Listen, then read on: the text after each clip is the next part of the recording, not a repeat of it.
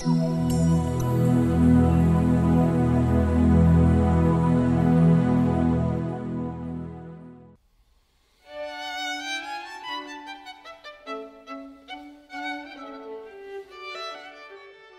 bien, nous sommes à présent en Alsace, même si les cigognes ne sont pas là.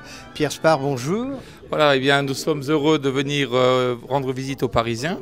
Nous sommes effectivement établis à Rigvir depuis 12 générations, depuis 1634, une famille ancrée dans le vignoble alsacien. Mais vous ne le faites pas, hein? Non, il y a donc effectivement de nombreux aïeux qui m'ont précédé et puis aujourd'hui ça reste dans la famille.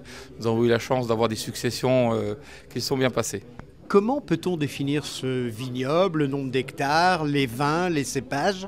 Alors l'Alsace se présente sous de multiples facettes.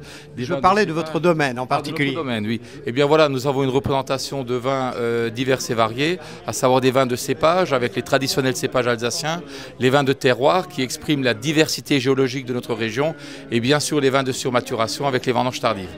Alors ça, c'est un bonheur, on appelle ça, je crois chez vous, le petit Jésus en culotte de velours. Absolument, alors ce sont des vins qui ne réussissent que dans les très grandes années, où nous avons la chance d'avoir de très belles arrière-saisons, avec du brouillard le matin et du soleil en journée. Est-ce que vous faites également des ice wine, des vins de glace? Alors les vins de glace sont réservés bien sûr à une période beaucoup plus tardive où il fait à peu près -7 ou -10, puisque le raisin est pressé gelé. Et nous avons à ce moment-là une extraction absolument très concentrée en sucre qui fait les fameux vins de glace.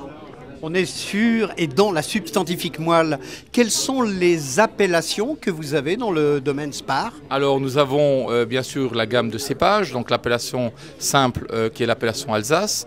Nous avons les grands crus, nous en avons très exactement 5. Et enfin les fameuses mentions de vendange tardive et sélection de grains nobles qui sont là, qui conjuguent nos vins au plus que parfait. Vendange tardive, appellation que l'on ne peut utiliser pratiquement que dans votre région. Voilà. Alors il y a d'autres régions qui aujourd'hui peuvent utiliser cette Il y en a une autre. Une autre, voilà, qui peut l'utiliser à condition de respecter les règles, à savoir donc le degré minimum et le report de la date de vendange à une période fortement tardive, à savoir le mois de novembre.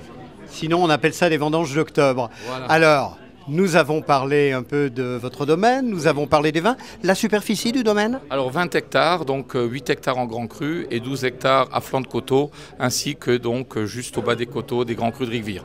Dans ce beau pays de Rigvir, voilà, justement. Alors, c'est la première fois que vous venez, je crois, dans ce salon du Club des professionnels du vin à Paris. Dites-nous quelques mots sur ce salon, ce que vous venez présenter, ce que vous venez chercher et ce que vous avez trouvé. Eh bien, écoutez, tout d'abord, nous sommes ici dans un cadre magnifique, le pavillon Dauphine, qui est idéalement situé pour toutes les personnes qui viennent nous rendre visite. Alors nous avons là une clientèle de professionnels bien sûr, avec nos amis cavistes, restaurateurs, mais aussi donc les sommeliers et les grossistes ou épiceries fines qui bien sûr aiment tous ces vins qui sont particulièrement fruités et avec de fortes authenticités. Très typé, est-ce que le business s'annonce bon? Écoutez, la conjoncture est très difficile pour tout le monde, mais je pense que la qualité a toujours sa place. Et aujourd'hui, nous nous rendons compte qu'il faut toujours pousser plus haut la recherche de la qualité pour avoir des vins très authentiques, originaux et qui expriment bien sûr l'identité d'un terroir. Ainsi, nous ne pourrons pas être copiés. Voyez-vous. Pierre Spar, merci. Nous avons bien compris que les maîtres mots chez vous, c'est qualité, authenticité, personnalité également, typicité. Le mot de la soif, à défaut du mot de la faim. Oh, écoutez, si vous aviez un vin à mettre en avant dans votre domaine. Je resterai toujours amoureux du Pinot Gris, qui est un cépage absolument extraordinaire, puisqu'il est le vin de la gastronomie, il est aussi le vin du plaisir. Et soyons fous, c'est un vin que nous pouvons boire du début jusqu'à la fin du repas. Alors soyons fous avec modération malgré tout. Pierre Spar, merci d'être venu à Paris. Merci. Bravo pour votre belle région et puis à très bientôt. Merci.